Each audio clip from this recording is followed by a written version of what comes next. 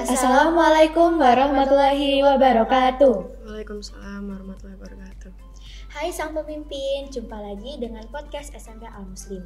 Kali ini dengan episode yang spesial dengan tema Rise and Shine, Embracing a New Day bersama saya Amelia dan saya Kinan. Senang sekali dapat menemani semangat kalian pada hari yang baru. Oke, sebelumnya aku mau nanya dulu nih, bagaimana liburan kalian selama kurang lebih 3 minggu ini? Pasti kalian sangat menikmatinya kan ya? Pasti ada yang bermain bersama teman, berkunjung ke rumah saudara, atau mungkin pergi sampai ke luar negeri. Wah, kalau Kina sendiri pergi kemana nih? Aku sih di rumah aja ya. Nah, sama pemimpin, selama liburan kita pasti sudah mendapatkan energi-energi positif. Tentunya energi positif itu dapat membuat semangat kita lebih wow gitu ya kan. Nah, sebelum liburan tentunya kita sudah menerima laporan hasil belajar. Bagaimana hasil rapat kalian teman-teman? Apa merasa kurang? Atau merasa cukup? Atau bahkan merasa kelebihan? Eits, kita tidak boleh merasa puas dengan hasil yang sudah kita capai. Kita harus terus dan terus belajar dengan semangat yang tinggi. Nah, di episode kali ini kita akan mengupas bagaimana menyambut hari yang baru bersama narasumber hebat kita. Beliau adalah seorang alumni SMP Al Muslim yang sangat hebat. Tentunya banyak prestasi yang diraih oleh beliau. Bahkan saat ini beliau juga telah dinyatakan diterima oleh 2 universitas sekaligus. Beri tepuk tangan dulu dong semuanya.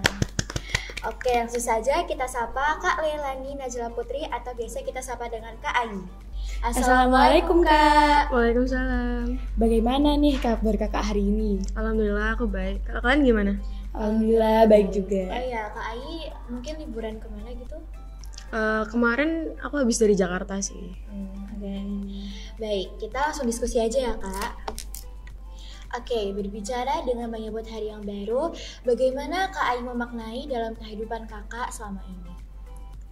Oke, sebelumnya makasih udah ngasih aku kesempatan buat hadir di sini. Untuk memaknai dalam kehidupanku, sebenarnya hidupku itu nggak yang filosofis itu ya. Tapi kalau disuruh memaknai kehidupanku sekarang, mungkin aku nganggap kehidupanku ini sebagai ajang mencari jati diri. Jadi kayak gimana ya? Aku itu sering muncul pertanyaan di kepalaku kayak, aku ini siapa sih nanti ke depannya, aku mau jadi seperti apa, terus aku mau melakukan apa. Nah, aku di kehidupan ini tuh ingin mencari jawaban-jawaban dari pertanyaan itu. Itu sih. Oke, seiring bertambahnya tahun, tentu saja semakin tinggi jenjang sekolah yang kita capai. Nah, seberapa penting sih semangat kita dalam menjalaninya menurut Kak Ayi? Menurutku sih penting banget ya untuk kita punya semangat dalam menjalani pendidikan ini, karena semakin tinggi jenjang sekolah pasti semakin banyak tantangannya, kayak pelajarannya yang semakin sulit, terus persaingannya yang semakin ketat. Nah, jadi menurutku semangat itu penting banget, tapi nggak yang kalian harus ambis banget dalam belajar gitu, enggak sih. Jadi selama kalian punya semangat untuk ngejalaninya aja itu menurutku udah bagus. Karena kalau kalian nggak punya tekad, nggak punya semangat untuk menjalaninya itu pasti bakal susah sih kalian ngelewatin jenjang pendidikan yang kayak penuh tantangan gitu. Tapi kayak Kak Ayi punya motivasi terbesar gitu nggak sih buat menempuh pendidikan Kak Ayi? Kalau motivasi sih jujur gimana ya? Kalau dari aku sendiri, menurutku aku sebagai seorang murid itu memang memiliki kewajiban untuk menempuh pendidikan, dan sebagai seorang anak juga aku merasa memiliki kewajiban untuk menuntut ilmu setinggi mungkin. Jadi ya mungkin motivasiku ya untuk mendapatkan ilmu sebanyak-banyaknya, dan lagi-lagi seperti yang aku bilang tadi kan, aku menganggap hidup ini seperti ajang mencari jati diri. Nah, menurutku salah satu cara untuk mencari jati diri itu ya dengan menuntut ilmu setinggi-tingginya gitu. Oke. Nah, Kak Ayi kan baru saja dinyatakan diterima oleh 2 universitas sekaligus, yakni Universiti Kebangsaan Malaysia dan Universitas Indonesia. Gimana sih cara Kak Ayi mengatur waktu buat belajar gitu? Mungkin aku cerita dulu gimana kok aku bisa keterima di Universitas Kebangsaan Malaysia sama Universitas Indonesia juga. Jadi sebenarnya aku daftar ke UKM ini, Universitas Kebangsaan Malaysia itu sebagai cadangan, karena waktu itu sebenarnya aku masuk ke peringkat eligible SNBP yang seleksi masuk universitas lewat prestasi, cuman aku nggak keterima di situ. Akhirnya sebagai cadangan aku daftar di Universitas Kebangsaan Malaysia ini menggunakan nilai rapot dan nilai ijazah. Nah, alhamdulillahnya aku keterima di situ, tapi nggak lama kemudian ternyata aku juga dikasih keterima di jalur UTBK SNBT lewat tes di Universitas Indonesia. Jadi gimana aku mengatur waktu agar aku bisa dapat nilai yang cukup untuk diterima di UKM dan diterima di jalur SNBT juga, itu sebenarnya aku nggak semenata waktu itu. Kayak aku nggak punya jadwal jam segini sampai jam segini aku belajar, terus jam segini aku istirahat, gitu nggak ada. Cuman kan aku dari awal masuk SMA itu emang udah ikut bimbel, jadi emang udah ada jadwalnya tersendiri. Dulu itu sebelum UTBK, jadwalku itu aku les 3 hari per minggu. Jadi emang dari sekolah aku lanjut les sampai malam, terus pulang. Jadi emang gitu-gitu aja sih hidupanku. Terus mungkin kalau lebih hektiknya lagi, waktu zaman persiapan UTBK itu ada program di tempat lesku, nama programnya itu program intensif dan super intensif. Itu aku setiap hari les, bahkan waktu sekolah itu masih belum selesai aku habis sekolah lanjut les setiap hari. Itu hektik banget sih. Jadi apa ya, waktu itu ada di masa ketika sekolah ini selesai, tapi kan aku masih harus belajar buat UTBK. Jadi itu siklus hidupku waktu itu cuman bangun tidur, makan, mandi, terus berangkat les, sorenya pulang, istirahat sebentar, terus malamnya aku berangkat les lagi. Soalnya di lesku waktu itu ada program kelas malam. Habis kelas malam aku tidur, nginep di tempat les. Nginep, iya. Emang ada programnya kayak gitu. Terus paginya baru pulang, terus balik pulang terus kayak gitu. Mungkin kayak selama 1 bulan menjelang UTBK.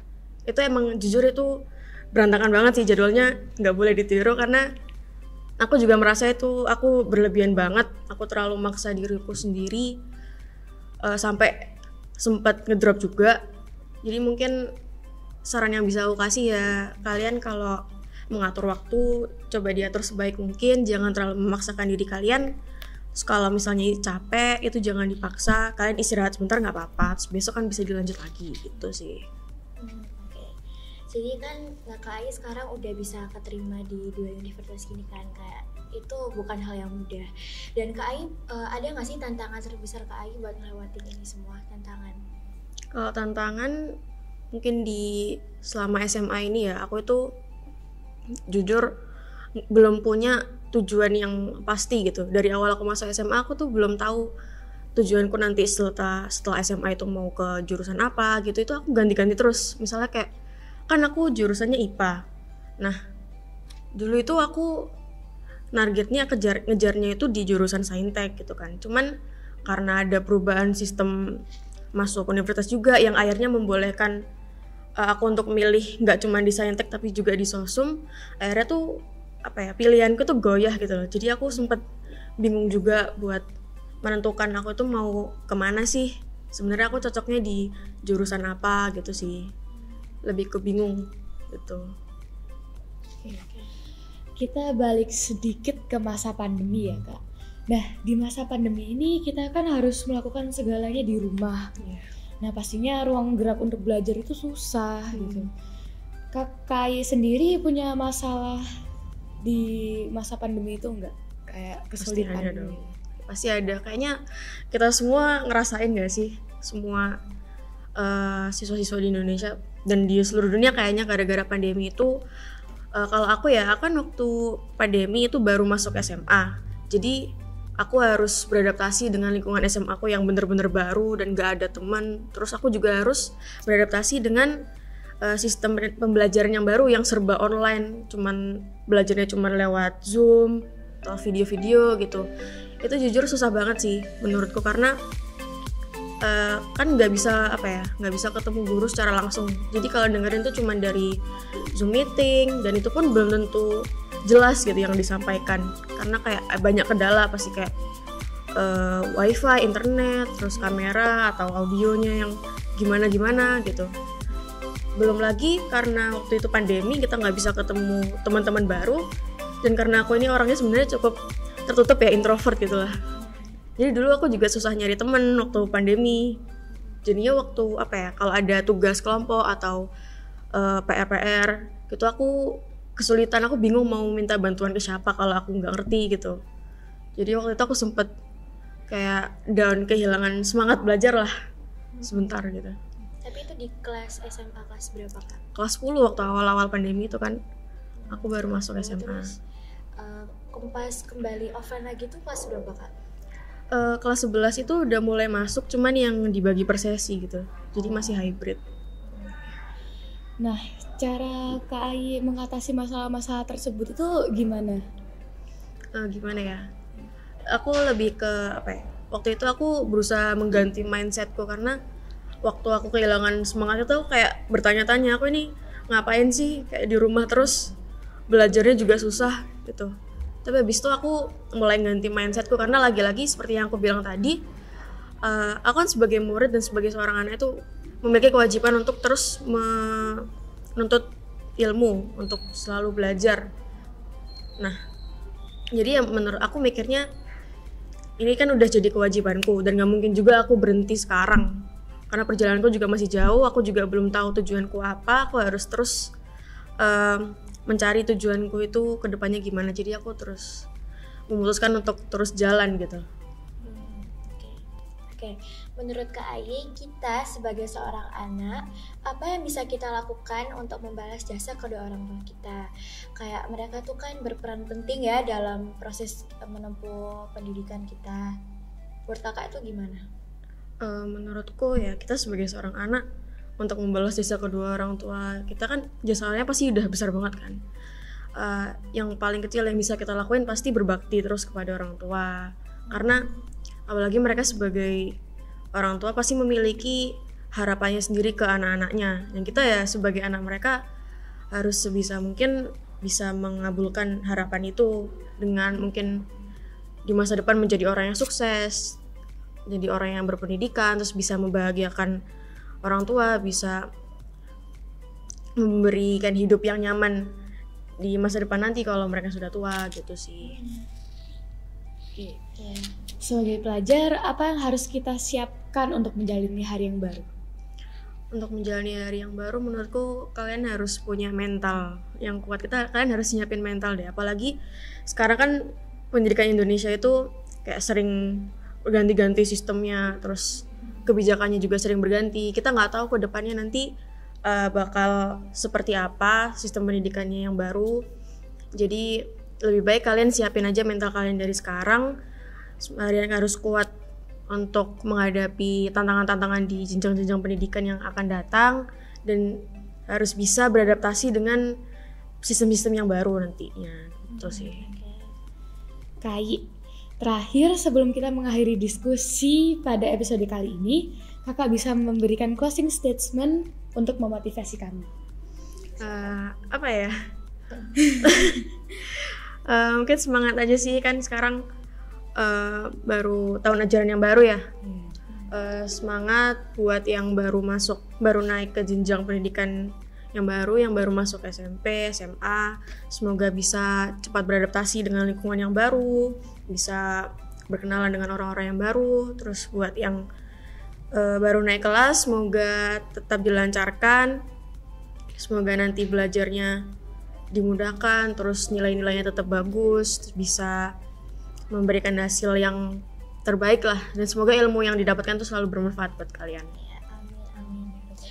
Terima kasih kepada Kak Ai yang sudah berkenan menjadi narasumber, dan terima kasih juga kepada sang pemimpin yang sudah menyimak podcast hari ini.